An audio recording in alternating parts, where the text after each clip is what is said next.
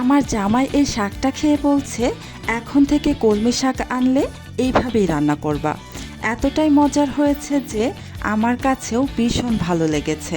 আর সবচেয়ে বড় কথা, এটা খুবই পুষ্টিকর একটা রেসিপি। যারা শাক খেতে একদমই পছন্দ করেন না তারাও এটা চেটেপুটে খাবে, গ্যারান্টি দিয়েই বলছি। আজ আমি দেখাবো কিভাবে খুব সহজে বানাবেন ছোলা দিয়ে কলমি শাক ভাজি। এখানে আমি মেজারমেন্ট কাপে মেপে 1 কাপ পরিমাণ ছোলা প্রায় 4 থেকে 5 ঘন্টার মতো পানিতে ভিজিয়ে রেখে তারপর এই যে পানি থেকে উঠিয়ে ভালোভাবে ধুয়ে পরিষ্কার করে নিয়েছি। এবার এই ছোলাগুলোকে আমি সিদ্ধ করে নেব, সেই জন্যে চুলায় একটা পাত্র বসিয়ে দিয়েছি। এবার এখানে আমি পর্যাপ্ত পরিমাণে পানি দিয়ে দিচ্ছি।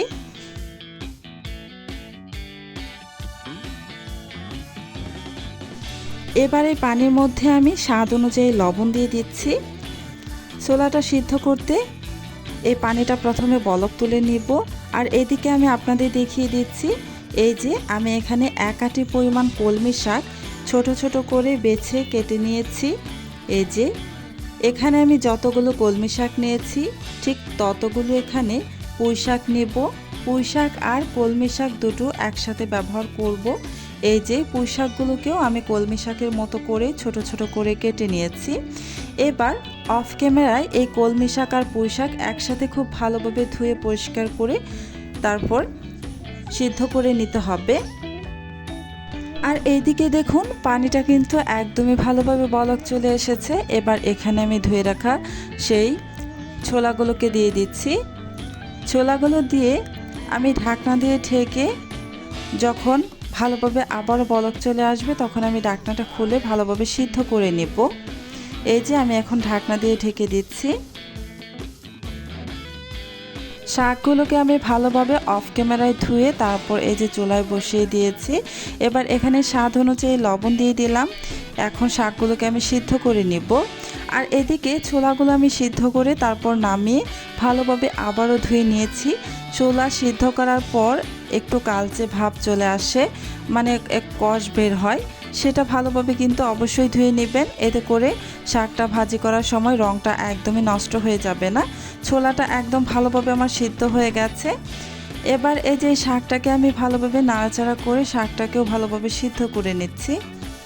শাকটা সিদ্ধ করার সময় কিন্তু ঢাকনা দিয়ে ঢেকে দেওয়া যাবে না, এতে করে কিন্তু শাকের কালারটা কিন্তু নষ্ট হয়ে যেতে পারে।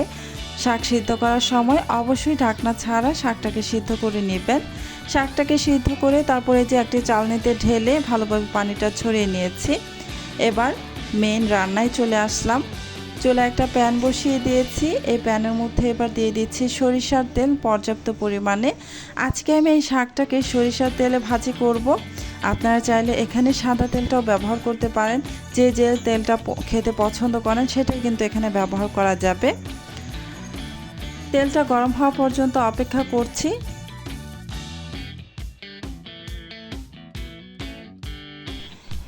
এখানে আমি একটি বড় সাইজের পেঁয়াজ কুচি করে নিয়েছি, একটি বড় সাইজের রসুন কুচি করে নিয়েছি, আর প্রায় 3 টেবিল চামচের মতো কাঁচামরিচ কুচি করে নিয়েছি।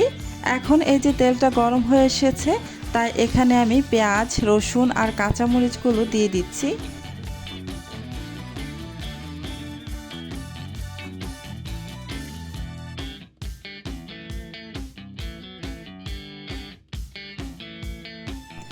এবার পেঁয়াজ রসুন নাড়াচাড়া করে নরম হওয়া পর্যন্ত ভেজে নিচ্ছি। খুব বেশি সময় ধরে ভাজার দরকার নেই। এই পেঁয়াজ রসুন ব্রাউন কালার করে ভাজতে হবে না, জাস্ট নরম হয়ে আসলেই হবে।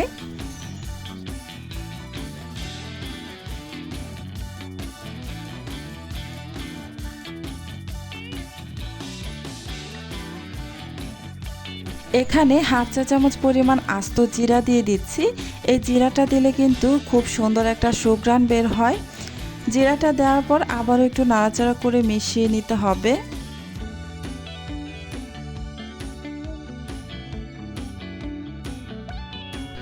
পেঁয়াজ আর রসুন নরম করে ভেজে নেওয়া হয়ে গিয়েছে, কিন্তু ব্রাউন কালার হয়নি। এবার এখানে দিয়ে দিচ্ছি সিদ্ধ করে রাখা সেই ছোলাগুলো দেওয়ার পর নাড়াচাড়া করে ভালোভাবে মিশিয়ে নিচ্ছি।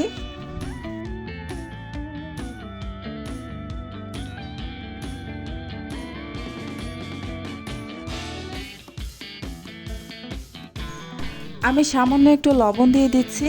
লবণের পরিমাণটা একটু কম হয়ে যাবে, তাই আমি এখানে সামান্য একটু লবণ ব্যবহার করলাম। লবণটা আপনারা অবশ্যই বুঝে দেবেন, যেহেতু সিদ্ধ করার সময় লবণ দিয়েছি। লবণটা দেওয়ার পর নাড়াচাড়া করে প্রায় 2 থেকে 2.5 মিনিটের মতো ভেজে নিয়ে এই যে এবার এখানে সিদ্ধ করে রাখা শাকটাকে ব্যবহার করব।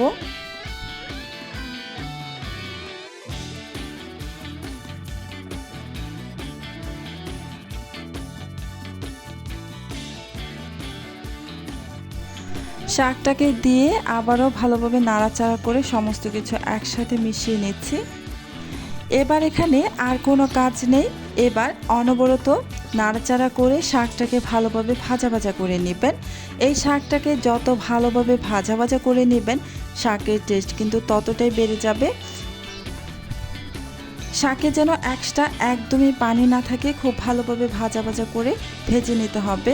চুলার আঁচ মিডিয়ামে রেখে আমি অনবরত নাড়াচাড়া করে শাকটাকে ভালোভাবে ভাজা ভাজা করে নিচ্ছি। শাকটা আমার ভালোভাবে ভাজা ভাজা হয়ে গিয়েছে, এবার আমি নামিয়ে সার্ভ করে নেব।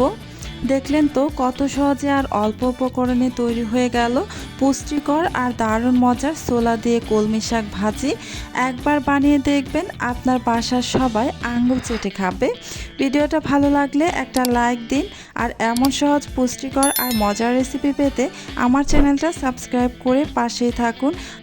আজকের মতো এখানেই বিদায় নিচ্ছি। আল্লাহ হাফেজ।